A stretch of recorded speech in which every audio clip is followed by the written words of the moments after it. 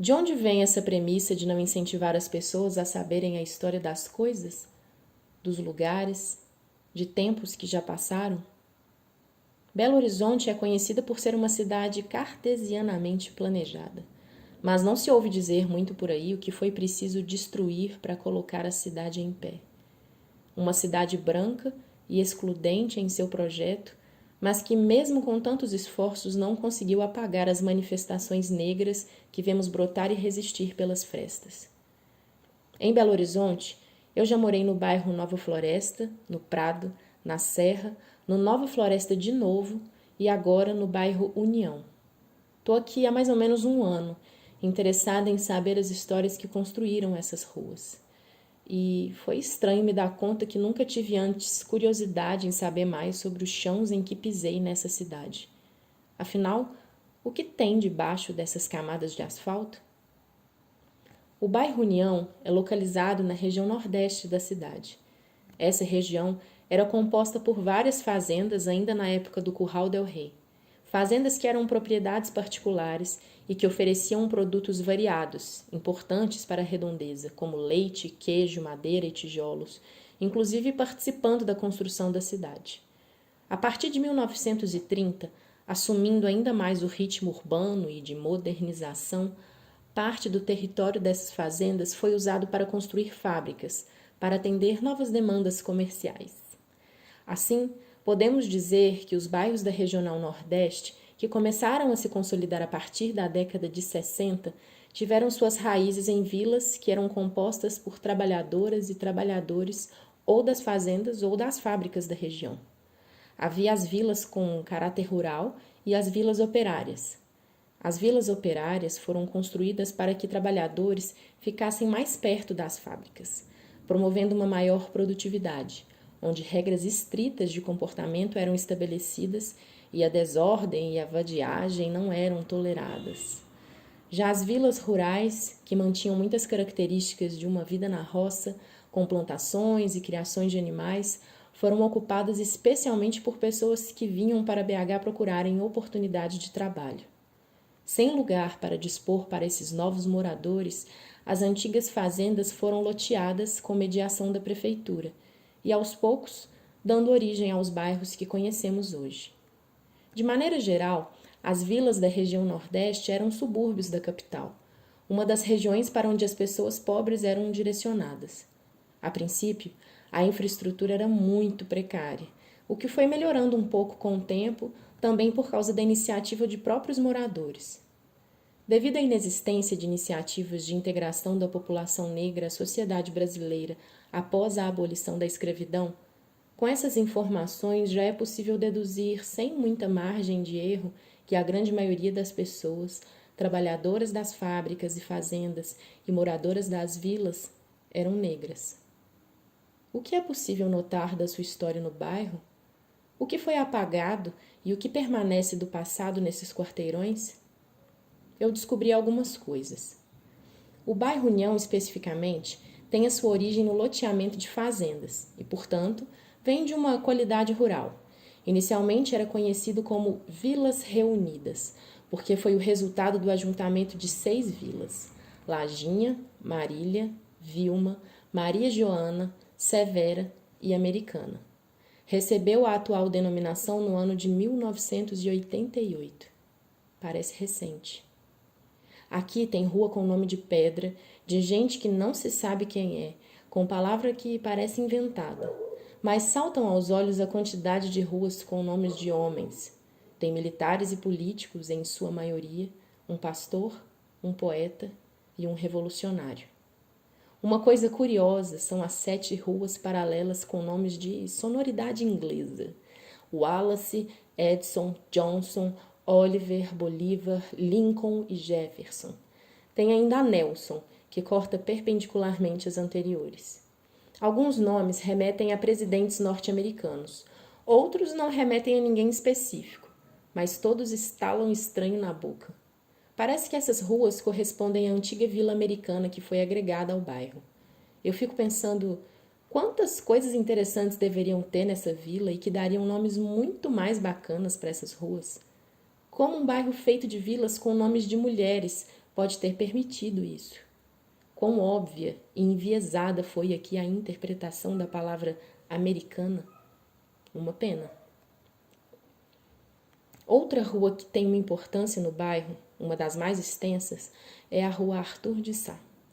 Descobri que Arthur de Sá Menezes era um português que no ano de 1697 foi nomeado governador da capitania do Rio de Janeiro, de São Paulo e de Minas Gerais. Da coroa portuguesa recebeu a sua maior missão, a descoberta e exploração de minas de ouro e outros metais preciosos. Ou seja, é uma homenagem a um homem que participou efetivamente da iniciativa pioneira e abusiva da mineração nessas terras. Testemunhar os crimes e desastres ambientais que têm assolado o nosso estado, todos relacionados direta ou indiretamente à atividade desenfreada da mineração, me faz questionar: por que uma rua serve de homenagem a um sujeito como esse? Quantas camadas simbólicas e violentas existem por trás da escolha desse nome para um logradouro? Quantas pessoas que moram na Rua Arthur de Sá sabem quem foi Arthur de Sá? Apesar da decepcionante história do nome por trás dessa rua, outro fato que descobri sobre ela foi pelo menos mais interessante. Parte dela, que inclusive tem um traçado circular, corresponde a um antigo ramal férreo em que se transportava cargas e pessoas. O ramal ia da estação do Horto até a antiga estação Matadouro, hoje conhecida como São Gabriel. O ramal férreo foi desativado na transição da década de 60 para 70, porque naquela época os concessionários de ônibus na capital estavam claramente contra a incrementação do transporte ferroviário, alegando ser uma opção antieconômica e menos funcional. Os trilhos foram em sua maioria arrancados ou cobertos por asfalto, mas fazendo uma caminhada na região, dizem que é possível identificar alguns resquícios do antigo ramal férreo. Restam também as lembranças de antigos moradores do bairro que comentam sobre o barulho nostálgico das locomotivas e da vida suburbana naquela época. Acho muito doido pensar que há mais ou menos 50 anos atrás passava um trem no meu bairro. Quem sabe que aqui tinha um trem? E se esse trem ainda existisse? Com quem eu encontraria em uma viagem de trem? Uma das últimas transformações no bairro foi a construção da Via 710, que liga a região Nordeste a Leste sem precisar passar pelo centro. Um trecho de via, inclusive, foi feito sobre parte do leito do antigo ramal férreo que existia por aqui. A obra, realizada entre os anos de 2014 e 2020, culminou com a desapropriação de dezenas de famílias da conhecida Vila Arthur de Sá, que ganhou também o nome do tal português já citado, e é localizada dentro do União, mostrando que a expulsão de indivíduos de seu território em prol da dita funcionalidade da cidade e do lucro de grandes empresas não é coisa do passado. Muitos ex-moradores foram expulsos de maneira irregular pela prefeitura, já que o terreno era de alçada federal.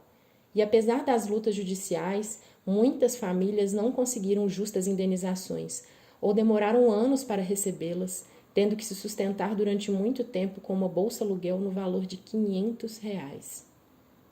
Além da nova avenida, ex-moradores dizem que a desapropriação da vila tinha a ver também com os interesses de um centro comercial que foi construído ao lado. O objetivo dos grandes magnatas seria deixar a vista mais limpa para quem vem fazer compras na Leroy Merlin. Uma faxina social disfarçada de progresso. Sem falar nas histórias de vidas inteiras construídas sobre um território que foi praticamente apagado do mapa da cidade. Não é coincidência verificar em fotos de reportagens sobre a desapropriação da Vila Arthur de Sá que a maioria dos moradores que deram entrevistas e fizeram depoimentos para a imprensa é negra. Hoje, o bairro União está em processo de valorização do seu território, devido a novas construções comerciais e pela proximidade ao Cidade Nova, um bairro vizinho mais rico.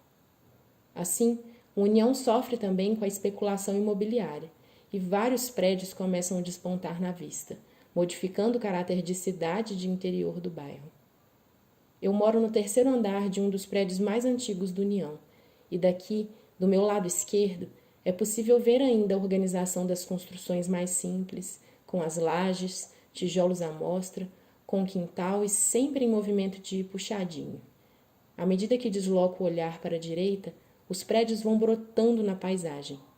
É o Cidade Nova entrando no União. E aí, quais são as formas de resistência da negritude no bairro?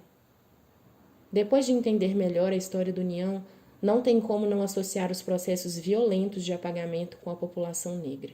Seja no século passado ou no atual, os interesses da Belo Horizonte estão ligados ao mercado, à política, ao capital privado. Os nomes das ruas, a história das vilas que não é contada, as ações higienistas e as desapropriações parecem reafirmar qual lógica perpetua. São restos do pensamento colonial. A cidade é submissa ao interesse comercial e o interesse comercial é inimigo da diversidade. De qualquer forma, e por causa de como a grande máquina opera, eu acho que a resistência se dá na sutileza do dia a dia. Não foi possível, na minha breve pesquisa, identificar projetos ou coletivos que se reúnem de forma institucional em prol da reflexão e manutenção de manifestações negras no bairro. Mas eu vejo isso nas calçadas e esquinas. Vejo nos pés de fruta que brotam nos quintais, pé de goiaba, manga, banana, acerola, limão, amora e mexerica. Vejo no hábito de colocar a cadeira no passeio para conversar com a vizinhança. Vejo nas crianças soltas, levantando pipa, correndo e brincando apesar do perigo dos carros. Vejo na cantoria e nas festas que ocupam as casas vizinhas quase todo domingo. Vejo no cheiro do churrasco e dos almoços que entram pela janela em torno do meio-dia.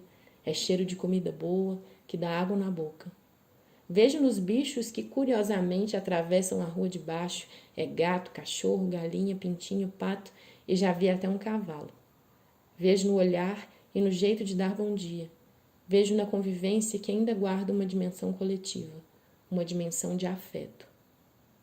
Agora, eu sei o que existia nesse bairro e eu sei o que ainda existe. E mais do que isso, eu entendi alguns dos porquês por trás dessa história.